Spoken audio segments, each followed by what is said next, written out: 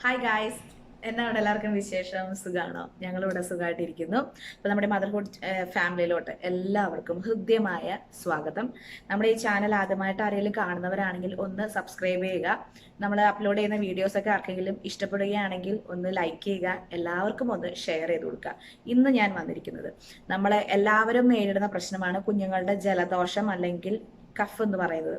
അപ്പം ശരിക്കും പറഞ്ഞാൽ നമുക്ക് വീട്ടുവൈദ്യം എന്ന് പറയുന്നത് നമ്മൾ കുഞ്ഞുങ്ങൾക്ക് സ്റ്റാർട്ടിങ്ങിൽ, അതായത് ഇതിന്റെ സിംറ്റംസ് ഇപ്പൊ കോൾഡ് ജലദോഷത്തിന്റെ ആയിക്കോട്ടെ അല്ലെങ്കിൽ ചുമയുടെ ആയിക്കോട്ടെ, സ്റ്റാർട്ടിങ് സ്റ്റേജിൽ നമ്മൾ ഹോം റെമഡീസ് അപ്ലൈ ചെയ്തെങ്കിൽ മാത്രമേ കുഞ്ഞുങ്ങൾക്ക് അത് മാറത്തുള്ളൂ.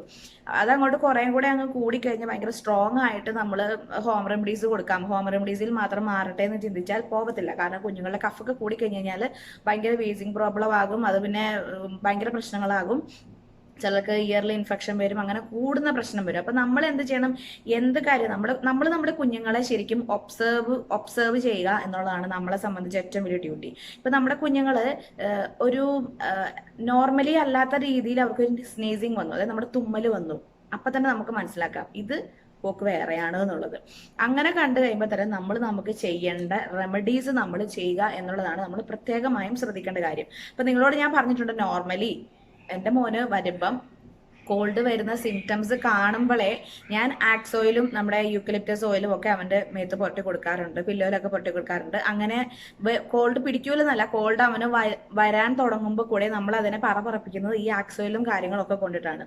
പക്ഷെ ഇപ്രാവശ്യം അവനൊരു കോൾഡ് വന്നു എന്ന് പറഞ്ഞാൽ ഇവിടുത്തെ ക്ലൈമറ്റ് വളരെ മോശമാണ്. ഭയങ്കര ഫോഗൊക്കെ നന്നായിട്ടുണ്ട് പുറത്ത്. അപ്പൊ നന്നായിട്ട് അത് കൊള്ളുന്നുണ്ട്. വൈകുന്നേര സമയത്ത് പുറത്തിറങ്ങി കളി, അപ്പൊ അതും ഭയങ്കര പ്രശ്നമായി. അത് മാത്രമല്ല ഇപ്പൊ തന്നെയുള്ള കുളി തുടങ്ങി കഴിഞ്ഞപ്പോഴത്തേക്കും തലയിൽ കുറെ നേരം വെള്ളമൊക്കെ വെച്ചുകൊണ്ടിരുന്നു.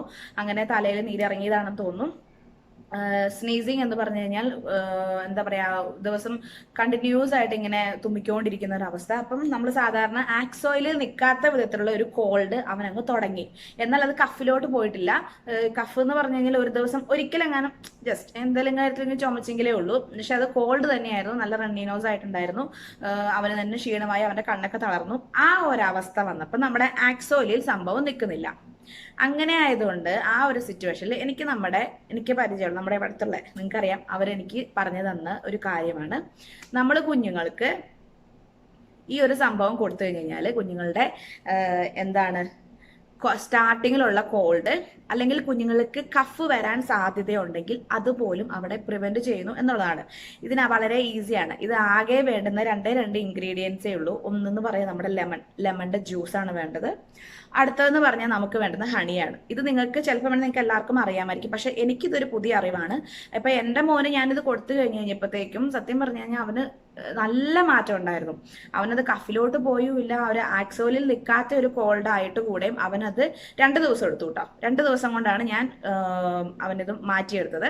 അപ്പൊ ഇത് ഉണ്ടാക്കുന്നത് എങ്ങനെയാണെന്ന് വീഡിയോന്റെ എൻഡിൽ ഞാൻ കാണിച്ചു തരാം. ഇത് എങ്ങനെയാണ് നമ്മൾ കൊടുക്കേണ്ടതെന്ന് വെച്ചാൽ, 1 വയസ്സിന് ശേഷമുള്ള 1 വയസ്സ് കഴിഞ്ഞിട്ടുള്ള കുഞ്ഞുങ്ങൾക്ക് മാത്രമേ കൊടുക്കാവുള്ളൂ. കാരണം ഇതിനകത്ത് ഹണി ഉള്ളത് കൊണ്ട്.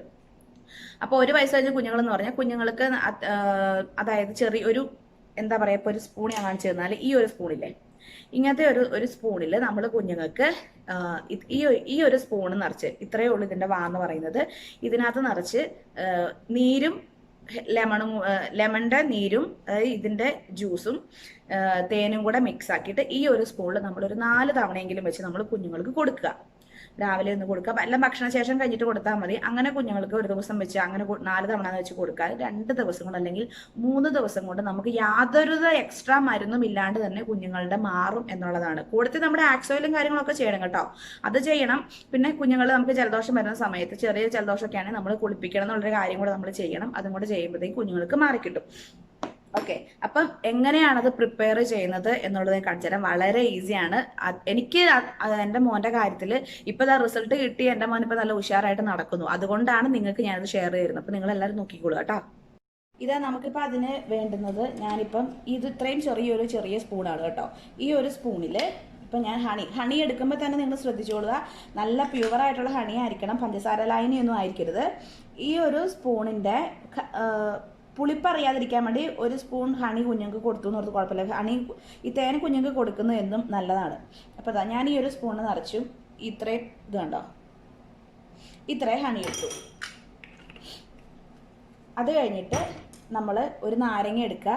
ഇങ്ങനത്തെ ചെറിയ നാരങ്ങയാണ്. ചെറിയ നാരങ്ങ എടുക്കുക, അതിൻ്റെ നല്ല കഴുകണം, അതിൻ്റെ പകുതി എടുക്കുക. അതിൻ്റെ പകുതി എടുത്തിട്ട് അതിൻ്റെ ജ്യൂസ്. അപ്പോൾ അതിൻ്റെ ജ്യൂസ് എന്ന് പറയുമ്പോൾ നമുക്ക് അതിനകത്ത് കുരുവൊക്കെ ചാടും. കുരുവൊക്കെ നമുക്ക് ലാസ്റ്റ് എടുത്ത് കളയാം. യെസ്, നമുക്ക് ഈ ഒരു സ്പൂൺ ഞാൻ നിറച്ച് വെച്ചിട്ടുണ്ട്. ഈ ഒരു സ്പൂണേ നമുക്ക് ആവശ്യമുള്ളൂ കേട്ടോ. ഈ ഒരു സ്പൂണിൻ്റെ ആവശ്യമേ നമുക്കുള്ളൂ. അതങ്ങോട്ടേക്ക് ഒഴിക്കാം.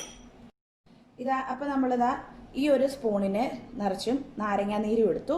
ഇതിന് ഒരു സ്പൂണിന് നിറച്ച് നമുക്ക് തേനും എടുത്തു. തേൻ കുറച്ച് മുന്നോട്ട് നിൽക്കുന്നത് നല്ലതാണ്. എന്തിനാണെന്ന് വെച്ച് കഴിഞ്ഞാൽ നമ്മുടെ കുഞ്ഞുങ്ങൾക്ക് ആ ഒരു നാരങ്ങയുടെ പുളിപ്പ് ചെന്നാൽ അവർ കഴിക്കാൻ ഭയങ്കര ബുദ്ധിമുട്ടാണ്. അതുകൊണ്ടാണ് നമ്മൾ തേൻ കുറച്ച് കൂടുതൽ എടുക്കാൻ പറയുന്നത്.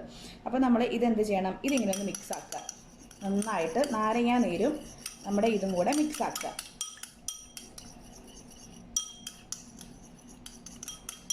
ഇത് കണ്ടോ, ഇതിപ്പോൾ ഇങ്ങനെ നല്ല മിക്സായി, നല്ലൊരു ലൂസ് ഫോമായി.